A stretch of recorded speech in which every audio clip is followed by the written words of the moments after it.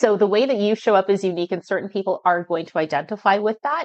So even if what you're saying is out there, you have your own special sauce in the way that you share and present it that is going to connect with the right person who lands with you. When you see all of the money you've invested, the time you've invested, the titles that you hold, the results you've created for yourself, the results that you've created for your clients, that's going to make you sit up a little bit straighter, stand up a little bit taller, and make you really feel like, holy crap, I am that girl. I am that person. I did all that stuff.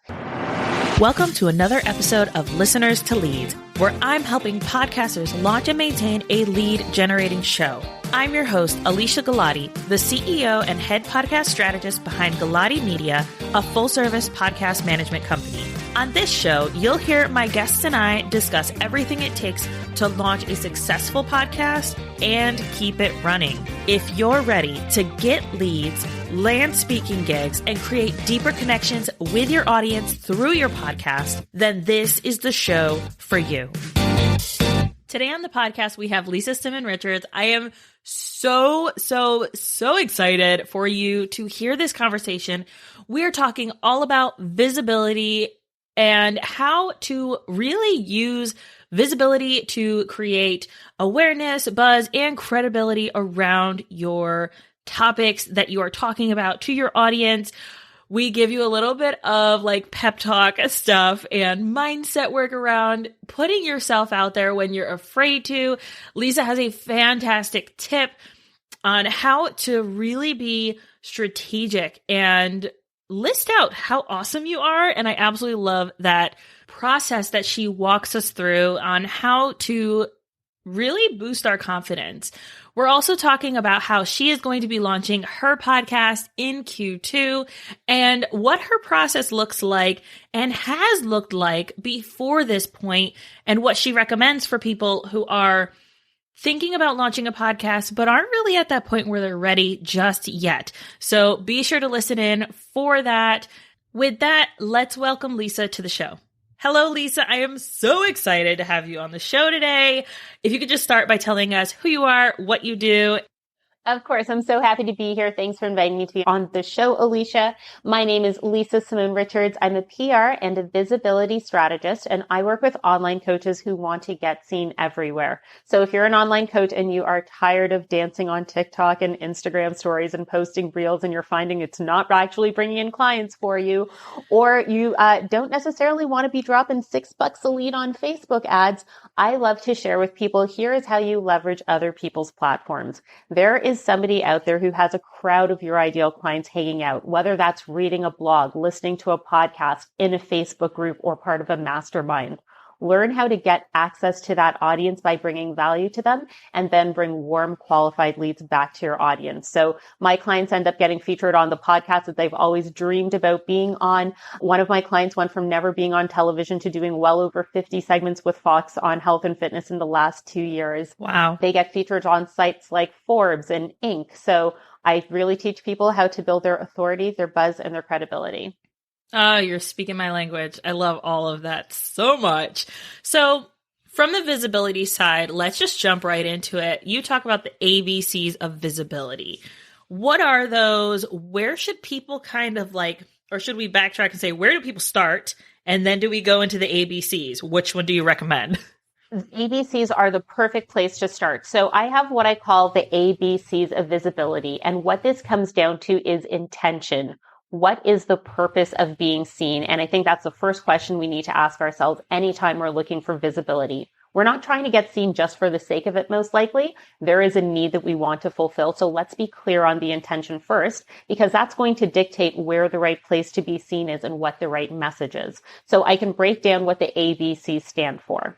Typically, when I work with an online coach, they're coming to me because they're looking for one of three things. They're either looking for A, awareness. They need their ideal client to know who they are and that they actually exist. If you're the best kept secret, people can't work with you because they don't know about you. So they need people to know who they are. So they might be looking for awareness, getting in front of that ideal client, the person who has the power to take a credit card out of their wallet and pay them and hire them to work with them. Alternatively, they could be looking for B, which stands for buzz. So I think about this when you have a course launch coming up or any sort of program launch. Liken it to a movie. When a movie is coming out in theaters or on TV at home now, You don't just hear about it once. It is all over the Mm-hmm. place. There are commercials, there are billboards, there are podcast interviews, there's Entertainment Tonight, there's radio shows, social media promotions. One of those actors is in a breakup or a new relationship. There are all these different things to make sure this is getting in front of your face, and you need to build a level of buzz. So same thing, if you're launching something, you can't just mention it once. You need people to hear about it all over the place. So they're kind of like, God, I keep hearing Alicia's name everywhere. Like, I kind of just have to look her up by now and see what this is all about. So you could be looking for A, awareness, or B, buzz. Finally, you might be looking for C, which stands for credibility. This is typically for that coach who's not necessarily just looking for their next client so that they can make ends meet. This is for somebody who's a little more established and they want their name to be said in the same sentences as the mentors and the gurus that they look up to. They're looking to build up their authority status, their expertise. They want better, higher speaking engagements. So there's looking for awareness, buzz, or credibility. And there's a story that I like to tell to kind of really help really distinguish between awareness and credibility, which is where I find a lot of people tend to fall. So I remember last May, I was on a sales call with somebody who was a copywriter. She was pretty new in the copywriting business, and her goal, her intention was to get in front of more business owners who needed their first funnel written, their first sales page written. And she was sharing to me on the call, Lisa, you know what? I would love to be featured on this podcast called, I can't remember the name of it for the sake of it. I'm making this up. I would love to be featured on the Copy Chat. That is just where all the top copywriters get featured. The copywriters whose courses I've done, whose events I've attended, they've all been on that show. And if I could get featured on an episode there, I'd really know, like, yes, I've arrived. And I said to her, okay, that is awesome. And I hear what you're saying. But what you told me is you're looking for people who can pay you. And chances are an online coach who's relatively new to business is not so knee deep in copy that they're listening to such an elevated podcast as the Copy Chat. They're probably listening to podcasts that are all about getting your first course launched, learning how to build a sales page. They're listening to those intro to business podcasts. So let's get you featured on those first so you can get in front of the clients who actually have the power to pay you. And once you have that rolling, then let's transition looking at building your credibility. And this isn't the stage where you're, seeking those next dollars right away. Now you can focus more on building your expertise and becoming more of a thought leader in your industry. So that's a distinction I like to make in thinking about what makes sense for where you want to be seen with the ABCs of visibility. That makes so much sense. And I'm really glad that you brought that distinction between the awareness and the credibility, because when you're starting out and you're like, okay, I need another client, you always have these like grandiose ideas of like how you want to show up in the online space. And yes, those are great. And it's great to have big goals and big dreams and like do the thing. But it's also important, like, you also have to connect with your audience, like your ideal client, where they are, not where your friends are or where your, potential collaborators or connectors are. You need to be where the buying decisions are being made, which is like getting in people's DMs and having conversations. And to your point, bringing awareness. So from the ABCs, what I'm kind of seeing in this is a lot of this has to do also with the type of content that you can create, right? So like even from like a podcasting standpoint, but also like guesting on other people's shows, you can create different types of content around awareness, or like, okay, I want to build awareness. What's the kind of content I need to create around this? I want to create buzz. Okay, what's the kind of content I need to create around this? I need to create credibility. How can I be a thought leader? And what are some things where I'm like, okay, other people are saying this too, but maybe I have a spin on it. I absolutely love that you can take this and you can use it for even more than just visibility, using it for creating content for your podcast, or even when you are on other shows, how to figure out, okay, what am I going to talk about here? And one of the things I actually love to say, and I want to give credit to Lisa Sasevich, who I learned this from because it's had a huge influence on me. She's a speaking coach I worked with in 2017. Something she said that she attributed to her father is, don't change your talk, change your audience. And that's something that I impart to my clients all the time, because I think there's actually a pressure on us that we have to come up with new messaging every time we're going to reach out to a podcast or a website. And I actually teach my clients, come up with one core message and talk about it until you're blue in the face. I want you to be bored of listening to yourself speak. because you're the only person hearing that message over and over again. But what's powerful is you don't need to come up with something new every time you're looking to get featured on a different podcast or on a different website. And what's actually really awesome is for the person who's hearing your message and lands with you, especially if there's someone who listens to podcasts, because research shows someone who listens to one podcast is typically listening to about 8 on average in the same subject area. And if they're vibing with what you're saying, and they do a Google search on your name and they find you on a series of 8 different podcasts, but you're talking about the same thing, guess what? That creates consistency. That creates trust. And for the person who's thinking about taking out that credit card and investing likely thousands or tens of thousands of dollars to work with you, it makes them feel confident that you're consistent in your messaging. And actually what I hear from my clients all the time is that when people book calls on their sales calendar, they're not just getting tire kickers who are hoping to get a free coaching session. These people come to the call saying, one of my preconception health coach clients, they'll come on her call and say, I'm familiar with your 4R methodology to eat to get pregnant. They come in knowing your systems, your methodologies, your beliefs, and your values. And that makes them, they've already enrolled themselves by the time they come to this call. They're just chatting with you before they, take out the credit card. They just want that extra assurance. So how powerful to know that you can have consistent messaging that you can use over and over again to attract the right people.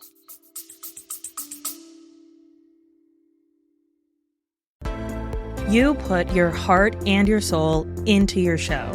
And I want to help you reach all of those potential listeners out there.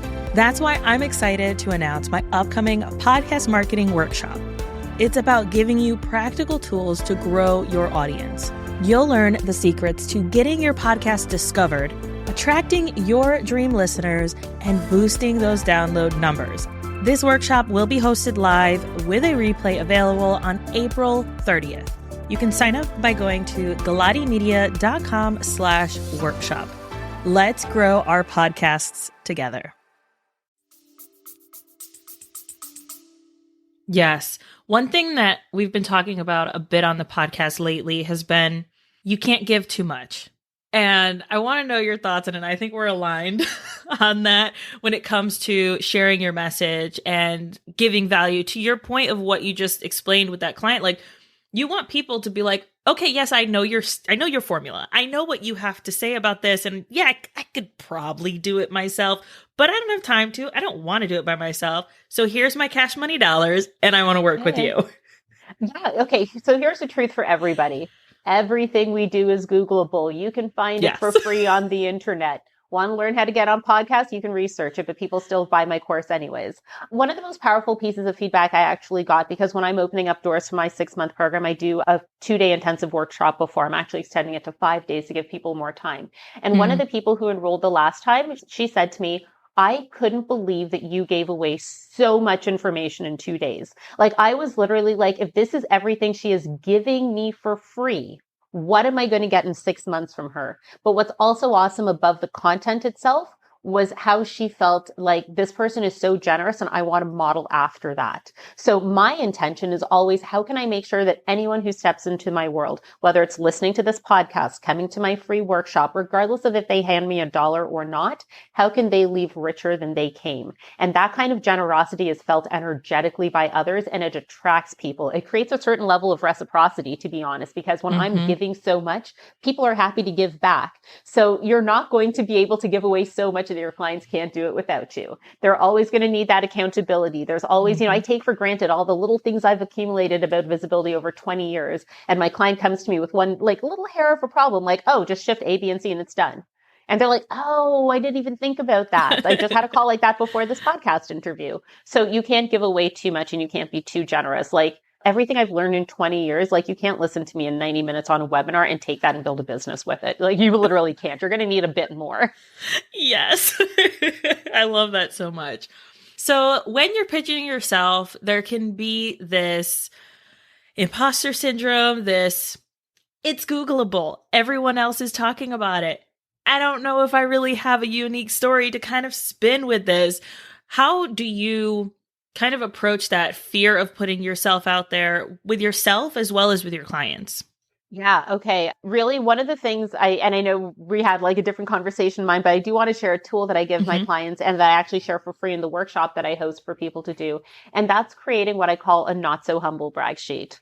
we have had it drilled into us to, be humble, not big up ourselves, be modest. I want you to get a pen and paper and just go ham on how incredible you are. Like, I encourage my clients, number one, write down how much time you have invested in learning your craft. So I'm a publicist. I've been doing this since I was 18 years old. So I've got 20 years under my belt now. I can think back to volunteer opportunities in university as VP communications for my sorority, serving on the communications committee for student council. Those things that I did when I was 18 still make an impression today.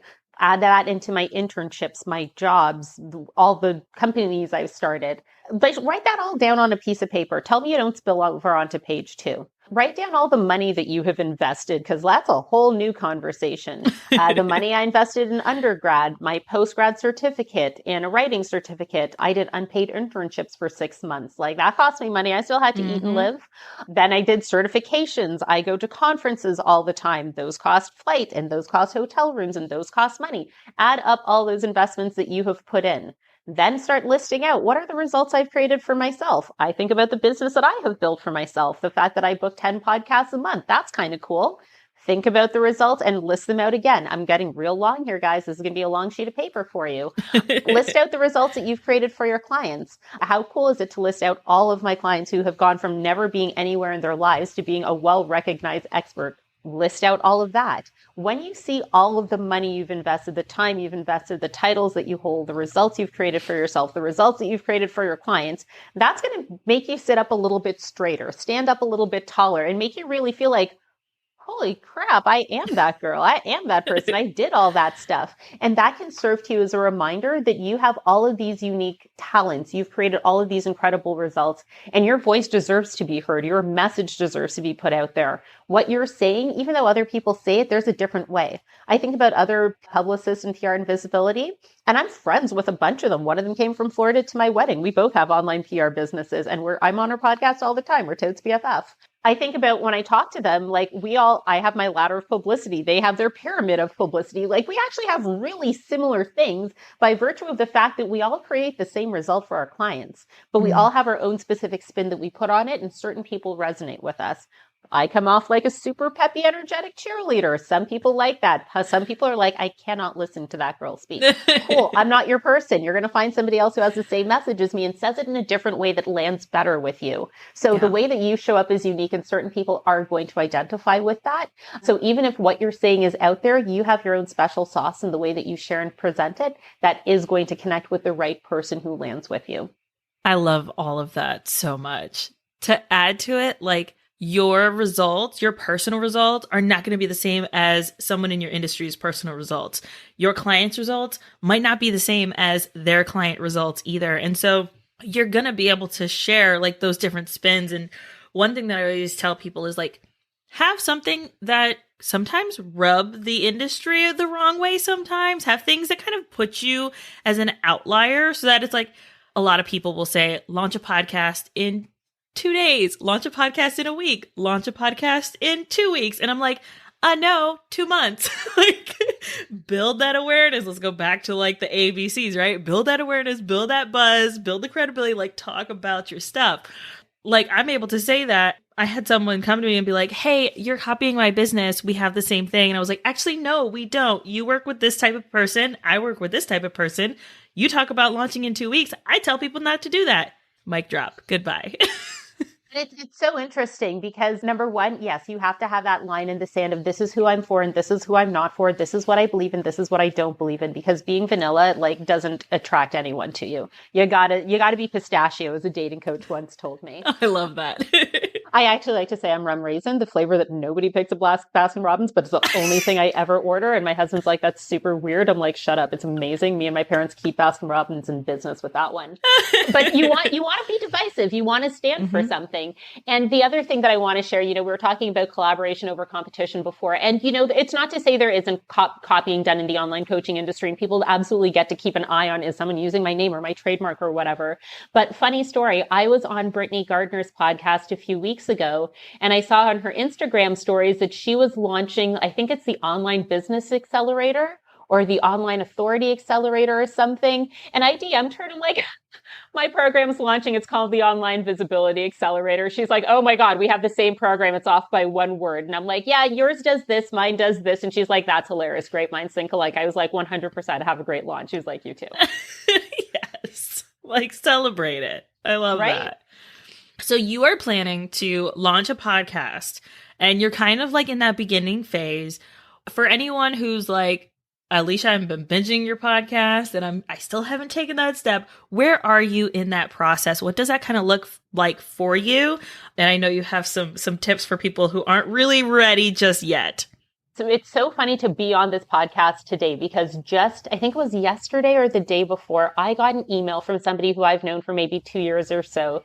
And she said to me, Lisa, this is going to sound super weird and out of left field, but something was coming up for me. I'm looking at launching a podcast. For some reason, I think I need a co-host and I was thinking about it being you. What do you think? And I was just like, that's crazy. I've been thinking about launching a podcast this year. But I did have to say, I do have only child syndrome and it's going to be the Lisa show. So you can come on and do a few episodes with me if you'd like, but this is going to be like my show. So, for me in this journey now, I'm really thinking about how can I make sure I'm going to have the consistency? And I'm so grateful for your podcast and how you help people as they're going through that journey and the content that you cover there. Because if I'm going to do this, I want to be thinking with the term, I want to think, okay, what are 52 episodes you can come up with? So I've got a year of content in mind. Not that it's unnecessarily going to follow the plan, but I want to have the long haul. I don't want to be like, 3 months in, I'm bored. This isn't working. I'm out. That's definitely not the move. What's coming up for me is number one, it's been really helpful. Over the last 6 years, I've really focused on leveraging other people's platforms and being on other people's podcasts. So it's so cool to know I've already got a roster of people I could reach out to and ask if they'd like to be guests on my show, and I could have some reciprocity. Because I've had the opportunity to speak on so many other podcasts, my message is refined. So I'm a lot clearer on what I want to say. Sometimes I kind of liken building a business to baking a cake. If you start with icing, that's all well and good, but you need the cake first to put it on. So maybe don't do the right things in the wrong order. So from my perspective, starting off with a podcast wasn't the right move for me because then I would need to figure out, okay, what's the artwork going to be? What's the intro? How do I get it on iTunes and Google Podcasts and Stitcher Radio? And it would take me further away from the thing that I was working on, which was enrolling clients. Now that I'm in a phase of business where, that's working well. I know what my launch is. I have my flagship program cemented. I've been featured on a bunch of places. If you Google my name, I'm on a ton of podcasts. Now I'm not so much in that awareness building stage. I'm in that credibility building stage where I want to get that and establish my expert status and my authority. So now I'm in the stage where it makes sense for me to be looking at Q2 to launch my own podcast. So for those people who are looking at working with me, they have content that they can binge on to help them solidify, this is the right decision. I've heard her on other people's podcasts. She has her own platform. She has guests that she's bringing in. Obviously, she's connected. This is the right move. So that's my thought process on where it made sense for me to do it. I have a business coach who said this one thing to me, and I have a feeling you're probably going to disagree with this one, but it's always been in my head and I'm not taking her advice on it, but I've thought of it. She's always said, if you're not making 300,000 a year yet, don't start a podcast. I think that the reason that she says that, whether you're on board with that number or not, I don't think is the important part. But I think because as entrepreneurs, a lot of the time we can have shiny object syndrome. I'm going to do this. I'm going to do this. I'm going to do this. And we're not focusing on the thing we need to be doing. I can see why she's like, you need to have something that is working, that is running, and then you can look at layering on top, but don't just start a bunch of distractions for yourself to feel busy all the time. I definitely agree with that concept 100%.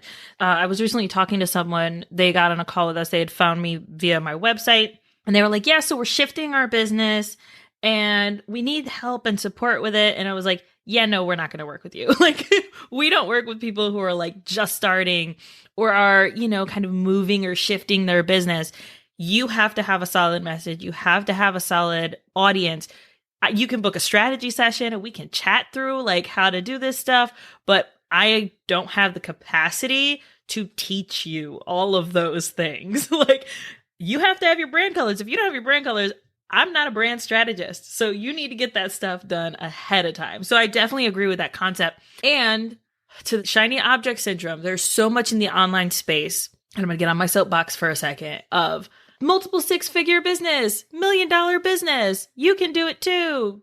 I have a podcast. This is how I did it. Like, guys, just like focus on if you're not making money with your business and you want to make money with your business, actually do lead generating activities, not the shiny object things like launching a podcast, starting a YouTube series, or doing TikToks and Reels. Like, no, get in people's DMs, start having conversations with ideal clients, understand what it is they actually want or need, so that then when you are at the point you've worked through different things, you have, like you said, refined your message, you know exactly what it is that your audience wants to know and needs to know, you can start your podcast and have these conversations.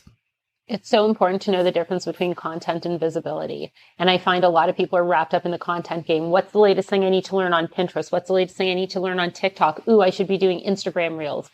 And really, like, it's so important to have content that nurtures your existing audience. But what are you doing for visibility? How are you growing that? Because you can't, like, something about running a well dry. Like, if you like exhaust the leads in front of you, you're not going to get more sales. How are you constantly bringing new people into your funnel? So that's one thing I really like to highlight for business owners. Get clear on the difference between content and visibility, because if you're always focusing on content, but you're not thinking about visibility, don't be surprised if things stagnate. You need to be bringing in new leads on the regular. Yes, which is why you don't just launch a podcast and not talk about it. And to your point of, like, you're the only one that knows that you're continuously saying the same thing over and over again. Reuse your content. Remarket it, re-talk about it, like, keep that funnel going back and forth and back and forth. So that way you do get to be the known person for this topic. Oh, yes. Literally everything we've said, I'm like, okay, I'm going to get off my soapbox for a second. Love. Is there anything else that you're like, people need to know this going into visibility, getting started, or kind of having a better understanding of this? I think I would just really hammer in understanding where is your ideal client paying attention. And that's where you need to show up if your intention is specifically building awareness. So is it a certain podcast they're listening to? Is there a mastermind, a type of mastermind group they're in? And you could do a guest training for that type of group. Ask your ideal clients where they're getting information from on the subject that you are an expert in. And once you know what those places are, that gives you a great indication of, hey, I want more clients like that person. Let me show up in places like that. That's going to give you a really good indication of where you can start doing some organic lead gen for the type of people that you already know and love working with. And for people who are like, okay, you've mentioned your workshop, you've mentioned your flagship program, you've like, I need to work with Lisa, like this needs to happen. Where can people find you, connect with you, and potentially pay you cash money dollars? Hey, we love that stuff. But here's a little pro tip everyone can take from this episode is I always like to leave with one call to action. People will often be like, you can find me here on Facebook and here on Instagram. This is my website. No. Focus on one thing. People don't love you that much. They're going to do 20 things to follow you all over the place. Focus on one. So for those of you who have liked what I'm sharing here and you do want to focus on getting more visibility, you want to not just be on the content hamster wheel, but you want to reach more leads. Every few weeks, I do a free training called the Get the Word Out Workshop. And what it does is it helps you get clear on your message, figure out where the right place to be seen is, and actually shares with you how to start getting more eyes on your business. I actually gave you a little preview of it when we went through the confidence booster with a not so humble brag sheet that we created together. We also go through the mindset of confidently putting yourself out there. So to get a free seat at that workshop, you can head over to www.finallygetthewordout.com. That's www.finallygetthewordout.com. And that's where I have a free visibility training for online coaches who are ready to get eyes on their business. And we'll make sure that we link that in the show notes. That way, if you guys are on your phones, you can easily, other than Apple Podcasts, sorry, Apple Podcast users, they keep changing everything. Or you can go to my website. You can see that link there as well if you forget it. Thank you so much, Lisa. This has been so value jam-packed and such a wonderful conversation. Love, thank you for having me on the show. And I hope this has been helpful. And for everyone who's listening, don't just take a bunch of notes and say this was great information. Pick the one thing that you're going to do and actually put into practice and let it create real transformation for you. Oh, yes.